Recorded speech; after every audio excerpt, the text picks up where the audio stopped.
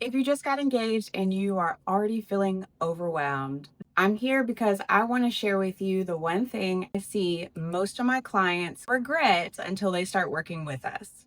I want to make sure you don't skip this vital step. So let's talk about what to do first before Pinterest overwhelm kicks in and all the friend and family opinions start to set in. For some reason, everyone says wedding planning is supposed to be magical, but if you're not a professional planner like myself, how are you supposed to just know what to do? But honestly, what most brides feel in the beginning is decision fatigue, pressure, and just overwhelm and confusion on where to even begin. There's so much noise out there. You have checklists, you have all these influencers that are vlogging about their weddings, and you don't really know if what worked for them is going to work for you. And so I want to make sure that you start on a strong track and it's consistent all the way through. Okay, so here is the one mistake that every couple goes through, whether they know it or not, but they always regret it in the end. Couples jump right into the pretty stuff, which we all love, Pinterest boards, the colors, every kind of inspiration that you find on Instagram, but they're skipping the step of laying the foundation. And the pretty part is a part of the foundation, but it's not the only part. It sounds simple, but skipping this one step is a huge regret on a lot of couples, whether they are DIYing or they're working with professionals. So when I say laying the foundation, what does that mean? That means you're covering four bases. The first one is your vision. The second one is your priorities. The third one is your budget. And the fourth one is your wedding venue. Let's break that down and talk about exactly what each of those means. I cannot stress this enough. This phase one of laying the foundation is the most important step. If you skip it, what will happen is your decisions become harder. You start to be reactive instead of proactive. Okay, so for the first part is your vision. This means, what do you want your day to feel like and look like? How do you want to feel going into your day? How do you want your guests to feel? What's the experience of your celebration? This isn't just about mood boards and colors, although those things are important. It's about setting the emotional tone for your day. Do you want it to feel formal and grandiose? Do you want it to feel intimate and cozy? Do you want it to feel fun and lighthearted? This vision gives every single decision that you make a direction. It gives you a North Star to hold on to. Without this vision, it's so easy to get swept left and right from your friends and family. Your best friend just had a wedding, so I'm going to help you plan yours. Your auntie does the church's events. You're talking to all these different professionals. You're on Instagram, you're on TikTok, you're on Pinterest. It's so easy to all of a sudden have everyone's wedding built into your wedding. So that's why it's so important to have this part laid out, because even though you can take suggestions from other spaces, you want to be able to see those suggestions and say, yes, that makes sense for what I'm doing, versus I'm just going to add it because I like it. This is what I call when you wear all of your favorite outfits in one outfit, they don't always match. So you don't want your wedding to be everyone's favorite part of the wedding. You want it to be cohesive and clean. You want it to feel like you and your fiance. You want it to be special and curated by you. Even though it can come from all these different places, you need to be selective on what that looks like. And if you pull inspiration from somewhere else, you need to understand how to tweak it so that it does feel like your day. Okay, so let's get into the part that most people skip, right? So this whole foundation, a lot of times people skip, but part one, the vision, that's the fun part, like I said. And so this next part is priorities. This is my personal favorite because it just streamlines everything and makes your North Star even clearer. Your priorities, what does that mean? This is when you and your fiance are going to sit and y'all are going to find three things. I try to keep it to three. You could do five, but three is that sweet number. It's that sweet spot because You guys had to sit down and really think about what is most important to you. That doesn't mean other things won't be included or involved, but there are these three things that are going to be a part of that North Star. So that could mean your budget. It could mean we will not go over this number, hard stop, right? And it could mean I need a mountain view or a beach view. Like that could be another one. Like that dictates a lot. It could also mean you have to have an open bar, right? It could be anything you want. It could be a feeling, it could be a tangible thing, it can be a vision. I had a client that had to have fireworks at the end of her wedding. She told me it was a dream come true to her. And spending $5,000, no, it was 3,000 on a 5-minute fireworks show. To a lot of people that is insane, but to her it was a dream. That was high on her priorities, and I say that's going to help you really understand your budget, which we'll talk about next. The priorities part is where you two get aligned. So it's vital that this doesn't create a rift between you. You're going to have moments where you don't agree, and that's perfectly okay. I've been on several calls where it feels like a therapy session. I love it. My background is in social work. So doing this is so important. It will really help you understand when you see something pretty or you see that thing that you're like, man, that would be so cool. But then you think about this foundational work that you've done and you're like, it just doesn't make sense for us. And yeah, that would be cool. Maybe we could do that later at a different party or a photo shoot or something else. But for our wedding day, it doesn't really add value. It's just a really cool thing. Setting your priorities helps you to say yes to maybe those surprises that you're like, oh, we like it and it works.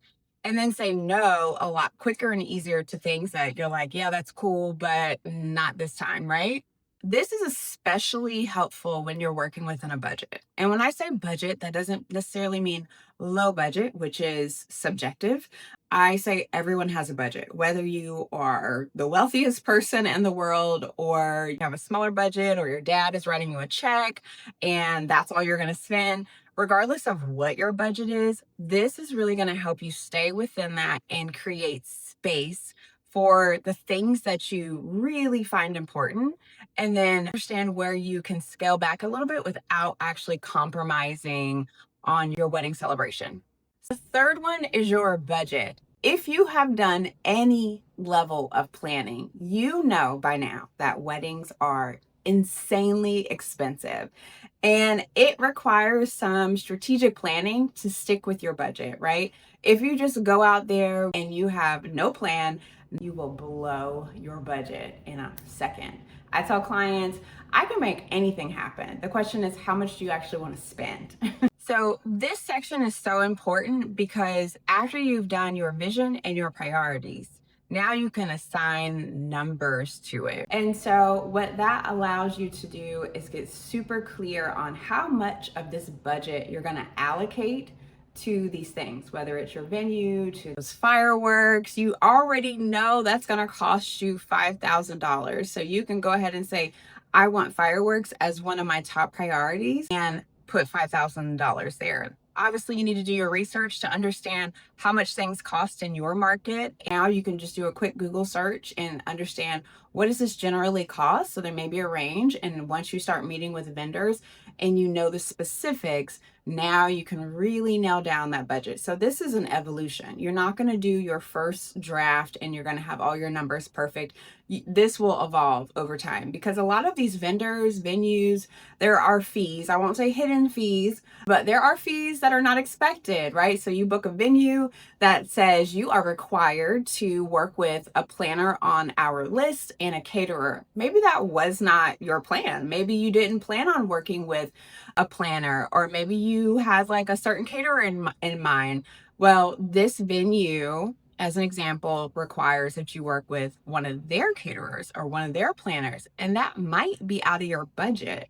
And so that could be sort of a hidden expense, even though it's not, you're going to need catering. And I believe, of course, biasly, that everyone should have a planner, but people do it all the time. They don't have planners. So make sure that you are taking time on your budget. When you are really diligent and intentional about this budget, like I said, it's going to be an evolution. So don't stress yourself on getting it right the first time. Just get some solid ballpark figures It will really help you understand how much you're looking at spending. And you and your fiance have worked through the vision and priorities so that you know what needs to be included on this budget. Okay, I'm gonna tell you the fourth piece, but before I do that, if you're already feeling like this resonates with you, whether you've already started planning and you're like, Jen, I am knee deep into this stuff and I don't know if I can go back. Yes, you can. So let's reverse that thinking. Or if you're just getting started, just know that I've created a document just for you from what me and my team use when we work with our real clients. It is phase one, so it is laying the foundation. There's 4 parts of the entire system, but what we're talking about today in this video, I've got a document that walks you through each of these. If you click the link below, you can access that first part of it to go ahead and make sure your foundation is solid and clear and you're feeling confident, because I mean, why be stressed on wedding day, right? Let's go ahead and talk about the fourth part of laying the foundation. The venue is the fourth piece. So when you take the vision, the priority, and the budget, it starts to reveal what kind of venue you want, what you can afford, what makes sense for your priorities. So it's a natural progression into your wedding venue. So maybe you've already selected your venue. Again, if you've already started this process, so just double back and make sure these things fit. If you're feeling a little conflicted, reach out to your venue, reach out to us. We're happy to help. Your wedding venue is not just a pretty place. It impacts every single decision that you've made and will make. So it's so important to do these other things that we've already talked about.